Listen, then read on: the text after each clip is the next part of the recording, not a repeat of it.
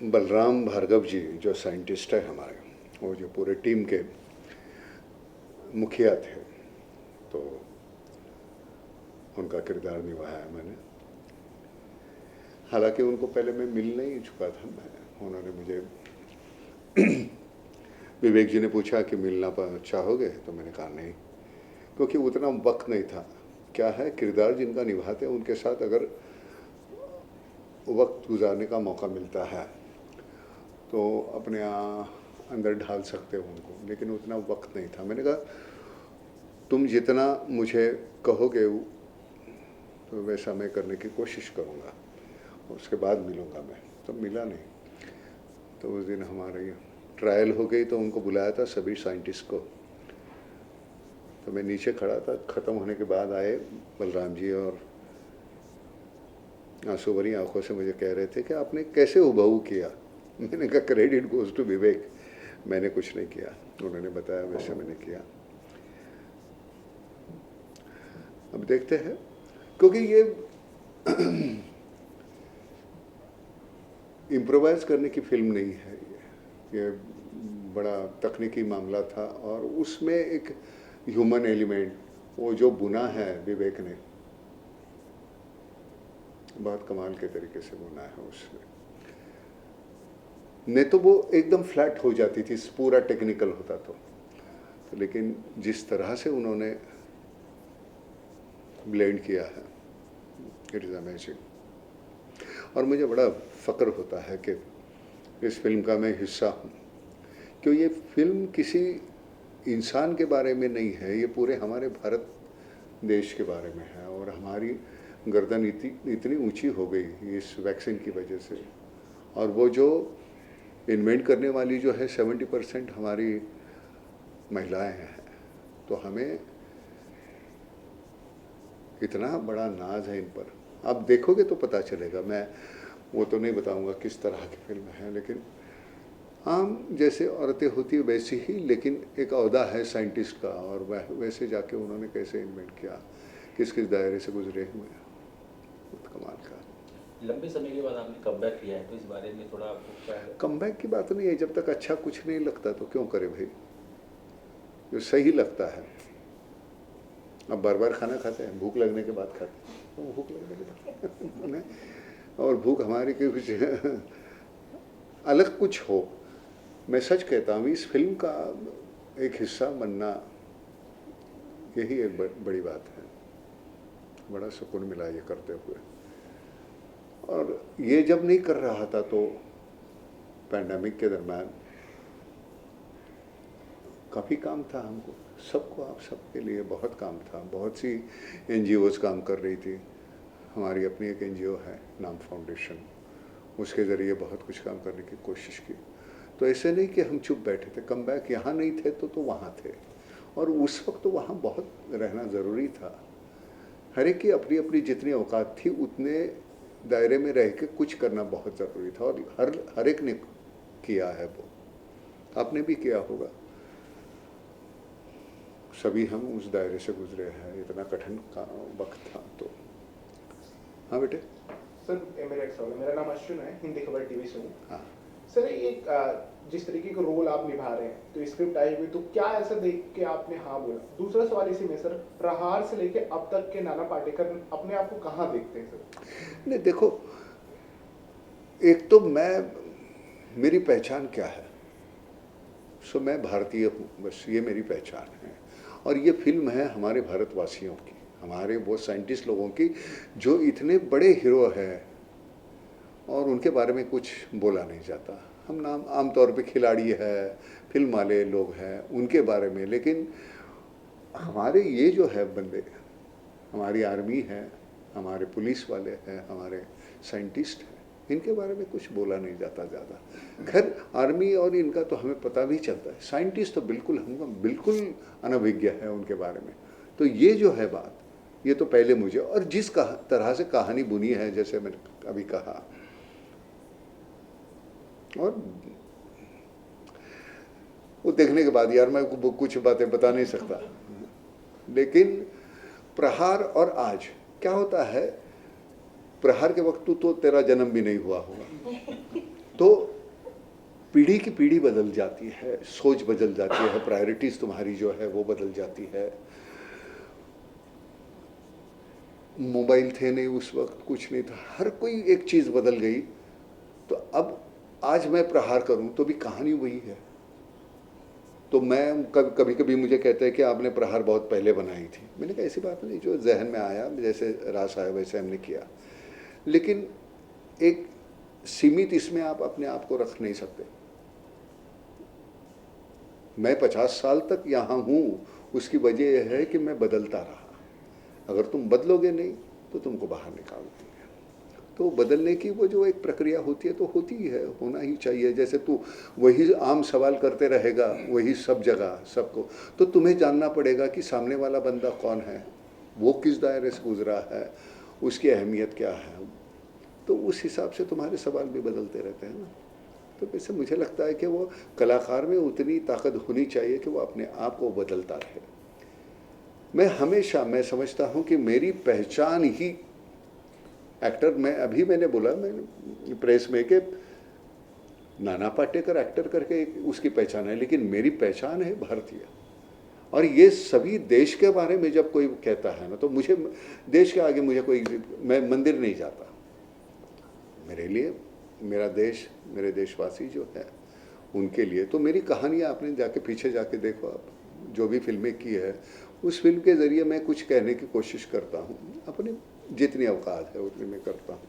Thank you sir, मैं ये जानना चाहूँगी, पहले तो वेलकम टू दिल्ली।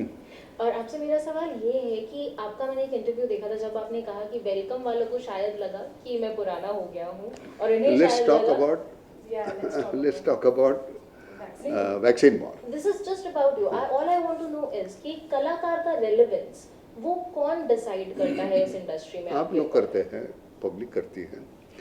आपको अच्छा नहीं लगा तो आप मुझे देखने आएंगे, आपको नहीं अच्छा लगा तो नहीं देखने आएंगे। तो मैं निर्भर होता हूँ तो लोगों को कैसे लगता हूँ। अब हालांकि वेलकम ये तो कहीं मेरा जॉनर था नहीं, मैं अपने टटोलने के लिए अपने आप को, मैंने अनीस ने कहा तो मैंने कहा चलो देखते हैं ये भी मैं कर सकता हूँ कि नहीं। अब मुझे तो मालूम नहीं था ना, वो बिल्कुल अलग तरीके का था। Sir I am from Dainik Savera. ये सर इस मूवी के अंदर मतलब ये भी देखने को मिलेगा कि जब देखी तूने फिल्म? अभी नहीं देखी है, हाँ। आपसे सर सवाल कर रहा हूँ कि मतलब एकदम लॉकडाउन लग गया, अर्थव्यवस्था एकदम, और लोगों के काम धंधे रुक गए, पलायन करने लगे, तो ये सब कुछ भी है क्या वैक्सीन? सब देख, तू देख ले, एक टिकट कटवा ले यार, वो तो क्या, मैं क्या देखूंगा फर्क पड़ता है तेरे को? देखूंगा। नहीं वो देख ले तू। ये मैं सिर्फ वो पैंडेमिक है, वो ये लॉकडाउन है, फिर ये है, फिर वो नहीं है। तू देख उस वक्त तेरे मेरे दिमाग की सबकी जो हालत थी वो, और उसका ब्लेंडिंग, और उसके बाद वो उसकी इन्वेंशन जो करना है, मालूम नहीं अंधेरे में तीर मारना था यार, मालूम ही नहीं किसके साथ लड़ना है, मारोगे कहाँ, बंदूकें है नहीं, मारना है किसको वो मालूम नहीं है, बंदूक भी तैयार करनी है, उसको मारना भी है। बहुत बहुत मुश्किल काम था। और तुम देखो यार हमारे यहाँ क्या काम किया है सभी बच्चियों ने, इतना बेहतरीन काम किया, बहुत कमाल का काम किया। और ये फिल्म जब क्या होता है, फिल्म करने का मकसद एक होता है, तुमको क्या चाहिए, नाम चाहिए, शोहरत चाहिए, पैसे चाहिए, तो लेकिन उससे ज़्यादा अगर कोई है तो कल हमारा भारत कहाँ था और आज देखो हमारा चंद्रयान शुरू हो गया, हमारा ये हमने अपने बलबूते पे इन्वेंट किया, तो हम कहाँ के कहाँ पहुँच गए ना। तो इससे बड़ी क्या और क्या पहचान होती है हमारा। हम जाएंगे तो ऐसे गर्दन ऊंची करके जाएंगे ना, कहीं भी प्रदेश जाएंगे तो हमारी उस वक्त कितनी इज्जत होगी, और वो इज्जत किसकी वजह से होगी, तो इन लोगों की वजह से होगी। सर इस फिल्म में साथी कलाकार के साथ केमिस्ट्री कैसे है सेट पे? पार्डन? इस पूरे फिल्म के दौरान सेट पे सर जो आपके साथी कलाकार हैं जो इस फिल्म में, इसमें साथी ऐसे नहीं था, सब एक ही थे। Team work. मैं एक जो कुछ बात कहूँ उसका एक्सटेंशन ये था, it was kind of a relay. Baton तुम्हारे हाथ में दिया, तू दौड़ने लगा, उसके हाथ में दिया, वो दौड़ने लगा, वैसे वो शुरू है। ऐसे अलग अलग है ने, एक कंबाइंड एफर्ट था पूरा। और हमारे पास सबसे बड़ी अच्छी बात क्या थी, पूरा का पूरा ऐसे हमको थाली में परोसा था विवेक ने, इतना रिसर्च कमाल का किया, पूरी टीम ने, उसने, सभी ने बहुत बड़ा काम किया। तो हमको ऐसे ऐसे मिला, तो वो खाना ही था हमको, सिर्फ हजम करने की ताकत होनी चाहिए थी, उतनी हमने कमाई थी उस वक्त। सर कोरोना में जो है कि आप हम गांव खेड़े में रहते हैं, तो मैं तो बड़ा महफूज था वहाँ हमारे फार्म पे। लेकिन जब बाहर के हालात देखने के बाद हमारी एक फाउंडेशन है, नाम फाउंडेशन, उसके ज़रिए हमने काम शुरू किया। अब वो बताएं हम कि क्या काम किया, वो क्या वो अच्छा नहीं लगता, लेकिन वो काम था नहीं है, वो तुम्हारी कर्तव्य था तुम्हारा, वो करना ही चाहिए था। मुझे 4 5 6 7 बार हो गया कोरोना, हालांकि मैं एक ही दिन अस्पताल में था, लेकिन वो एक दिन ऐसे लगा मौत के बराबर लगा मुझे। वो सब बाकी के लोग आते थे पहन के, मैंने कहा यार ये क्या है, मैंने कहा भाड़ में जाए, हम जाते हैं घर। और मैं घर गया, फिर मैं अकेला अपने घर में रहता था, शहर का घर था, उसमें फार्म पे नहीं गया। बेटा मेरा डिब्बा लेके आता था, दरवाजे के बाहर रखता था। लेकिन वो उस वहाँ से गुजरना बहुत घिनौना था। वो ऐसे लगता था कि हम है ही नहीं, कोई किसी के अपने गुजरे तो उनका वो क्रियाक्रम तक नहीं कर पाए। तो ये समझते हो तुम यार, क्या लगा होगा उनको। अच्छा सर, वैक्सीन जैसे आया था काफी सवाल उठ रहे थे उस पर, हाँ? तो क्या फिल्म में ऐसे भी देखने को मिलेगा? क्या? वैक्सीन जब आया था तो उस समय जो काफी सवाल उठ रहे, तो क्या फिल्म में भी ऐसा हमें देखने को मिलेगा कुछ वैक्सीन? नहीं, मैं कैसे बताऊँ, मैं सबको जो बताऊँगा टिकट कटवा गए तुम, मैं नहीं बताऊँगा, आप देखो जाके अच्छा सर, फिल्म किसकी। हाँ सॉरी, हाँ बोल। जब विवेक सर ने आपको ऑफर किया, आप बिना शब्दों में बयां करें, सिर्फ इमोशंस, ठीक है, चेहरे से आप बयां कीजिए कि जब विवेक सर ने आपको मूवी ऑफर की थी तो आपके एक्सप्रेशंस क्या थे? नहीं, मैंने पहले पूछा उनको मैं क्यों। मैं हमेशा, कोई भी डायरेक्टर आता है कोई कहानी के हमको चुनने के पहले मैं कहता हूँ कि क्यों हम क्यों, मेरे अगर मैं ना कहूँ तो किसको लोगे। तो मैंने विवेक को पूछा मैं क्यों, तो कहता है कि इसमें एक लाइन है जो कहनी है वो कन्विक्शन के साथ, और लोगों को लगे कि नहीं ये सही है, बराबर है, यस। तो वो लाइन थी इंडिया कैन डू इट। और जिस कन्विक्शन के साथ नाना तुम बोलोगे तो मुझे ऐसा लगता है कि तुम्हारे सिवा, तो मैंने कहा चलो यार तूने मुझे बहुत बड़ा बना दिया, मैं करता हूँ। रही बात पैसे की, मैंने कहा कितने दे पाओगे, इतने, अच्छा ठीक है मैं करता, नहीं तो मेरे पैसे इतने हैं, नहीं देते तो नहीं करता। पहले सबसे पहले होती है कहानी, किस तरह की फिल्म बनाना चाहते हो, क्या कहना चाहते हो। अगर आपकी फिल्म कुछ कहना नहीं चाहती, सिर्फ वो कुछ उठपटांग है, तो मैं पैसे ज़्यादा लूँगा। कुछ अच्छा कुछ कहना चाहते हो तो पैसे कम हो जाए। नहीं, सच ये है ना कि जो नहीं अच्छा लगता, सही नहीं लगता, अंदर से मतलब स्वाभाविक तरीके से नहीं आता, वो करने में ज़रा दिक्कत होती है ना। तो एफर्ट ज़्यादा है तो मेहनत ज़्यादा है, तो उसके पैसे बहुत ज़्यादा उठाएंगे तो पैसे ज़्यादा लेंगे हम, हमारी ज़्यादा हो गया हमारे। यहाँ हमारी थी ही नहीं, यहाँ हम बह रहे थे बिल्कुल आसानी से, जिसको कोई दिक्कत नहीं हुई हमें करते वक्त। हम महसूस कर रहे थे कि हम वो है, और वो महसूस उसने करा दिया, विवेक ने हमें।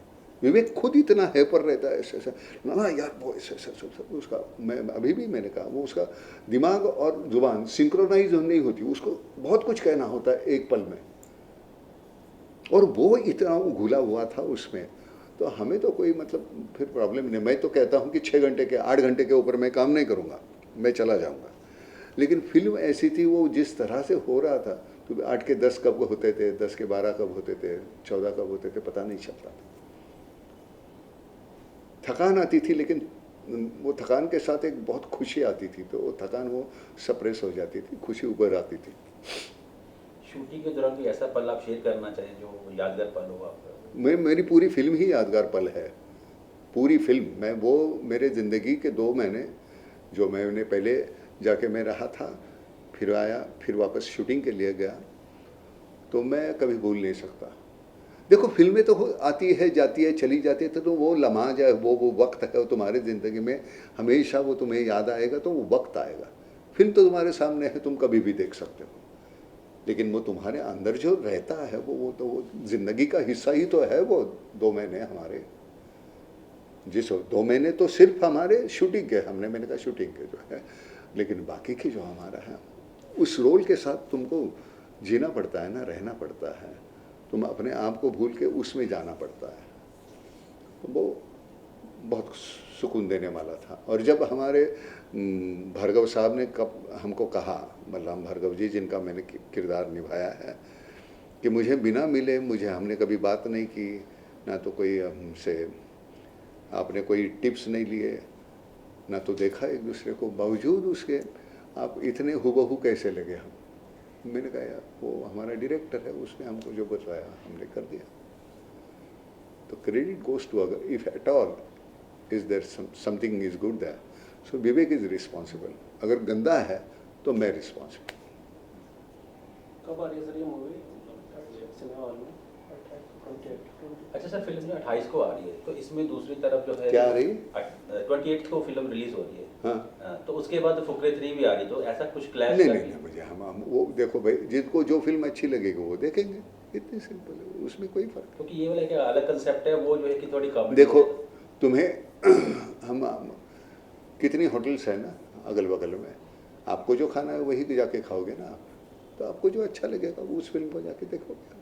जो भी आए, मुझे तो मालूम भी नहीं कौन सी फिल्म आती है कौन सी जाती है। बहुत वक्त हो गया, हाल में गया था 1-2-3 थिएटर में चुपके से, लेकिन आज क्या हो रहा है वो भी देखना पड़ता है ना। और मैं वहाँ मैं टिक पाऊँगा, ये मैं कर पाऊँगा, ये मैं सह पाऊँगा, तो अपने आप को टटोलना होता ही है ना। और कलाकार की उम्र नहीं होती, तुमको वक्त के साथ अपने आप को वहाँ तक ऊँटने तो मुकाबले फिर बाजू में रह जाओगे। चलो हटो, दूर हट जाओ। पूछो सर कोई मैच। तुझे कौन सी 5 फिल्में मेरी अच्छी लगती हैं?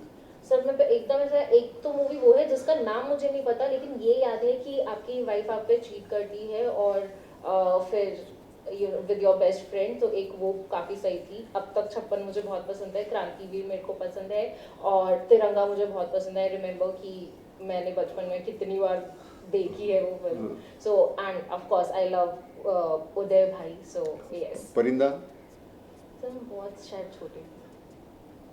कौन सी बड़ी हो गई रे तू? खैर अच्छा देखो, मुझे मैं खामोशी एक है जो शुरुआत की, इसकी पहली फिल्म थी लीला भंसाली की अपना, और अब तक 56 है। थोड़ा सा रोमानी हो जाए करके अमोल पालेकर ने एक फिल्म की थी, उस जहाँ का मैं कभी कभी जाता हूँ तो मैं उसकी कविता वो बोलता हूँ स्टेज पे, क्योंकि वो डायलॉग नहीं है, वो एक मुक्त छंद में की हुई एक रचना है। हाँ मेरे दोस्त वही बारिश जो आसमान से आती है बूंदों में गाती है, या वो चल लेकर अपनी नाव चले चंदन चांदनी के गांव चले, इंद्रधनुष की बहती धारा उसके पार तीसरा किनारा, अब इस सफ़र में कोई नहीं, ये सफ़र है बस मेरा तुम्हारा, अब किस दस्तक का है। अब ये जो डायलॉग नहीं है ना, ये जहन में रह जाते हैं। वो हमारी बचपन की कविता है, वो तो हमारे जहन में रहती, वो कभी बूढ़े हो जाएंगे तो भी हम भूलते नहीं। उसकी वजह यह है कि वो रिदम है। हमारी मराठी में मवाटते सानुली मंद जुड़कमी वावे, वो जो रिदम है, तो उसकी वजह से हमारे डायलॉग का क्या होता है, डायलॉग वाली फिल्में अलग होती है, और आम तौर पे इसमें डायलॉग है नहीं, इसमें बातें करते हैं हम एक दूसरे के साथ, संवाद है, कन्वर्सेशन है। डायलॉग के हिसाब से वो है नहीं। जैसे क्रांतिवीर में है, एक मोनोलॉग है बड़ा कहता, इसमें वैसे कुछ है नहीं, वो बिल्कुल स्वाभाविक तरीके से होता है जैसे हम अगल बगल में होता है। और सबसे बड़ी बात की ये है कि आप सभी लोग उस दायरे से गुजरे हैं, तो it's very easy to connect and relate with that situation. बहुत आसान है, लेकिन मज़ा तब आता है कि एक टीम में कोई 100 बनाए और बाकी के 10, 20, 15 में आउट हो जाए। इसमें इधर वैसे नहीं है, कोई 50 बनाया, कोई 70 बनाया, कोई 40 बनाया, कोई 90 बनाया, तो मतलब एक ही खेल रहा है ऐसे बात नहीं, सभी खेल रहे हैं, तो स्कोर बहुत बड़ा हो गया। अब एक दो हम वो ठप्पा लगाते हैं ना कमर्शियल और वो पैरेलल सिनेमा वगैरह, वो तो रहा नहीं अब, क्योंकि जैसे मैंने कहा तू तेरा जन्म ही नहीं था उस वक्त। अब पीढ़ी बदल गई, तो वैसे चाह बदल गई, तुम्हारी सोच बदल गई, तुम्हारी लाइकिंग बदल गई। तो आज तो ये फिल्म अगर चलती है तो मुझे ताज्जुब नहीं होगा, ये चलनी ही है, क्योंकि पूरा का पूरा जनरेशन बदल गया ना।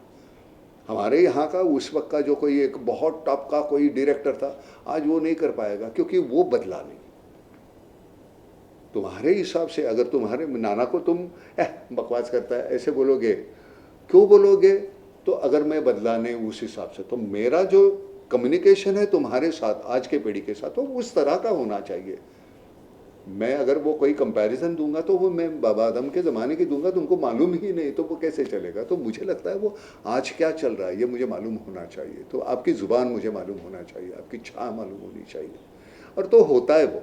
अगर तो वह करना है, कम्युनिकेट करना है, तो वो सीखना ही पड़ेगा, और वो है उतनी है। मैं क्या होता है, मेरी उम्र नहीं होती, मैं 18 साल पे अटका हूँ, अभी अभी मुझे वोटिंग का राइट्स मिला है, ऐसे मुझे लगता है। और वो अपने आप के अंदर वो जो बच्चा है उसको ज़िंदा रखना वो आपकी जिम्मेदारी है। जिस दिन वो मर जाएगा उस दिन आप ख़त्म हो जाते, फिर बूढ़े हो जाते हो। ऑडियंस के लिए कोई खास मैसेज आप नहीं नहीं, ऑडियंस को मैसेज देने की अपनी औकात होती नहीं। ऑडियंस को हम कैसे कहते हैं, वो हमको कहे। ऑडियंस को आप कैसे कहोगे कि आपको ये ऐसे करना चाहिए, और ये ऐसे नहीं होता। ऑडियंस बराबर जानती है क्या सही है क्या गलत है, तो ऑडियंस को कुछ सिखाने की कोई ज़रूरत नहीं है, पूरी तरह जानती है। एक कॉमन चीज़ है ऑडियंस में और हमारे में कि हम एक ही देश के हैं और एक ही बात कहने जा रहे हैं।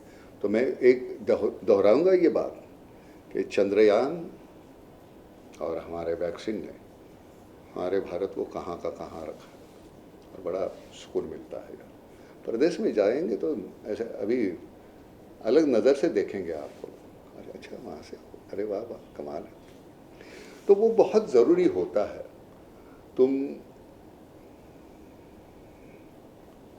हम रोज़ चाहते ना यहाँ से, हम अगर मुझे इस तरह का ये हो जाए, मुझे इस नज़र से देखे लोग, हम चाहते हैं, लेकिन उसके लिए वो करना तो पड़ता है। और करने वाली मैंने जैसे कहा कि 70% वीमेन, और घर में सब कुछ, बर्तन मांज रही है, वो सब काम, पति है उसको भी संभालना है, सास है उसको भी संभालना है, बच्चे हैं उनकी पढ़ाई है, और ये सब करते करते करते और फिर पता चला अरे बाप रे इन्होंने बनाई। और आज प्रूव है दुनिया में कि Covaxin is supposed to be the best, कोई साइड इफेक्ट्स नहीं है, कुछ नहीं, कुछ बिल्कुल क्लीन, मज़ा आता है यार। और क्या चाहिए, फिल्म चलना मतलब क्या, पैसे बटोरना थोड़ी है। ये लोग जितनी ज़्यादा फिल्म देखेंगे उसकी वजह से पैसे तो आएंगे, पैसे तो क्या कहाँ जाएंगे, लेकिन ज़्यादा देखेंगे तो पता चलेगा क्या क्या था माहौल और कैसे हुआ और किसने किया। उनको मालूम ही नहीं, हमको नहीं मालूम था। पूछो क्या बकवास, रियलिटी के ऊपर लिबर्टी लोगे कैसे, बेस्ड ऑन ट्रू स्टोरी जब हम कहते हैं तो उसमें आप लिबर्टी लोगे कैसे, मतलब nothing देख has been देख लो fabricated. आप सर ये जैसे वैक्सीन कोवैक्सीन की बात हो रही थी इसमें, उस टाइम वो आ रहे थे कि मतलब ये आयुर्वेदिक वैक्सीन भी कुछ कारगर हो सकती है, जैसे कोरोना लाई थी और भी कई सारी। अब देखो एक सबसे बड़ी बात ये है कि कौन से जो सवाल जो उठाए थे, हाँ वो सभी का जो आपको इसमें ये मिलेगा, जवाब मिलेगा। अब प्रॉब्लम क्या है, विवेक शूट इतना करता है और फिर काट कूट के बराबर वो इतना बना देता है। तो कुछ न्यूआंसेस जो है शायद वो अभी रिलेवेंट नहीं थे इसलिए वो निकल गए, लेकिन शूट करते वक्त, और वो पैसे की सोचता नहीं। अभी मैं ये बात वहाँ भी बोला मैंने कि मुझे कहेगा तो थोड़े नाना इतने पैसे मत ले यार, लेकिन वो पैसे जेब में डाल के घर में नहीं जाएगा, वो शूटिंग पे वो उतना ही खर्चा करेगा। हमारे यहाँ स्पॉट बॉय से लेके हम सभी एक ही खाना खाते हैं, किसी को अलग से ट्रीटमेंट नहीं है, कोई ये नहीं, कुछ नहीं, सभी आओ जो जाएगा पहला खाएगा। ये जो है ना वो बहुत अच्छा लगता है। पैसा तो सबको मिलता है, लेकिन यार वो तो एक जो इज्जत है ना, जीते हैं हम उसके लिए ना, और काय के लिए जीते हैं। मैं भी कुछ हूँ, ये जो सोच है हमारे जहन में जो आता है, अरे यार मुझे जाके उन्होंने हाथ मिलाया, मुझे गले लगाया, कितनी जहन में रहती है बात। तो वही तो इम्पोर्टेंट है, और क्या इम्पोर्टेंट है ज़िंदगी में। पैसे तो आते हैं, रहेंगे, बढ़ेंगे। आज तेरे पास एक गाड़ी है, बड़ी आएगी, मर्सिडीज आएगी और आएगी, उसमें तुझमें तो कोई फर्क नहीं आना चाहिए, और ना तो पड़ेगा। सुविधा बदलेगी बस, और कुछ नहीं। क्यों सर? तू कुछ पूछता नहीं है? नहीं, तू सिर्फ कैमरामैन है। अच्छा सर, वेब जी के बारे में आपने काफ़ी जो है बोला, लेकिन जोशी जी के बारे में थोड़ा क्या कहेंगे? क्या? मैडम जोशी जी के बारे में। कौन से? मैडम जोशी जी ने जो आपके साथ फिल्म में काम किया है। मैंने कहा ना, सबसे बेहतरीन काम किसने किया ये तुम बोल नहीं सकते। इतना सा भी किरदार जो है वो करने वाले भी इतने बेहतरीन है। तो वो क्या होता है कि तुम्हारे हाथ में बैट है और मैं अगर बैट्समैन हूँ लेकिन बैटिंग तू कर रहा है, तो उस वक्त तू कैसे मार रहा है दैट इज इंपॉर्टेंट। उस वक्त मैं क्या कर रहा हूँ दैट इज नॉट इम्पॉर्टेंट। अभी परसों की भी मैच इतनी बेहतरीन हो गई, सब ने ऐसे मार दिया, ऑस्ट्रेलिया को कैसे मारा। नए बच्चे हैं, सबको जिनको दे दो उनका हौसला बढ़ा दो। तो ये नए बच्चे, उन्होंने एक ने तो अब इतना जवान बच्चा है, वो पूरा का पूरा यहाँ से शेव करके बाल बना दिया था अपना। मज़ा आया करते वक्त, वो वक्त मेरे साथ ज़िंदगी भर रहेगा।